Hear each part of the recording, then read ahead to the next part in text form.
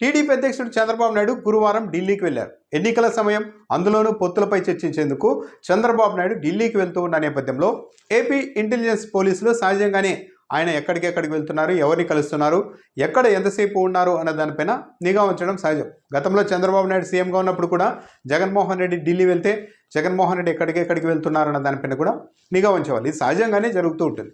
అయితే గురువారం చంద్రబాబు నాయుడు ఢిల్లీకి వెళ్లే సమయంలో హైదరాబాద్ బేగంపేట ఎయిర్పోర్ట్లో దాదాపు 2 గంటల పాటు చంద్రబాబు నాయుడు అక్కడే ఉన్నారు. అయితే ఈ 2 గంటల సమయంలో ఏం చేశారు అన్న దానిపై ఏపీ ఇంటెలిజెన్స్ పోలీసులు కీలకమైన సమాచారాన్ని సేకరించినట్టుగా అయితే చెబుతూ ఉన్నారు. ఈ 2 గంటల సమయంలో ఆయన తెలంగాణ ముఖ్యమంత్రి రేవంత్ రెడ్డితో భేటీ అయ్యారు అన్నది ఇప్పుడు హాట్ వార్తగా ఉంది. అదే ఏపీ ఇంటెలిజెన్స్ పోలీసులు కూడా ధృవీకరిస్తున్నారు. అయితే రేవంత్ రెడ్డి అధికారికంగా తన ఫుల్ కాన్వాయ్తో కాకుండా పరిమితమైన కొన్ని వాహనాల్లో అక్కడికి వచ్చారు. చంద్రబాబు నాయుడు, రేవంత్ వీళ్ళిద్దరూ సుదీర్ఘంగా చర్చించుకున్నారు అని ఏపీ ఇంటెలిజెన్స్ పోలీసులు గుర్తించారు. దాన్ని ప్రభుత్వానికి కూడా నివేదించారు. అయితే వీళ్ళిద్దరూ ఏం చర్చించారు ఈ సమయంలో?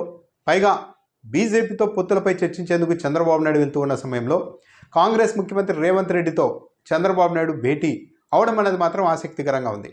ఎన్నికలు సమీపిస్తూ ఉండడంతో మొన్న తెలంగాణ అసెంబ్లీ ఎన్నికల్లో కూడా రేవంత్ రెడ్డి గెలుపు కోసం, కాంగ్రెస్ గెలుపు కోసం పరోక్ష పద్ధతిలో తెలుగుదేశం పార్టీ, ఆ పార్టీ శ్రేణులైతే తెలంగాణలో సహకరించింది నిజం. కొందరు ఆర్థికంగా సాయం కూడా చేశారని కూడా చెప్తూ ఉంటారు. ఇప్పుడు ఏపీలో ఎన్నికలు జరుగుతున్నాయి. ఇక్కడ జగన్మోహన్ రెడ్డి అధికారంలో ఉన్నారు. సో ఎన్నికల సమయంలో పోల్ మేనేజ్మెంట్ చాలా కీలకం, డబ్బులు కూడా కావాలి.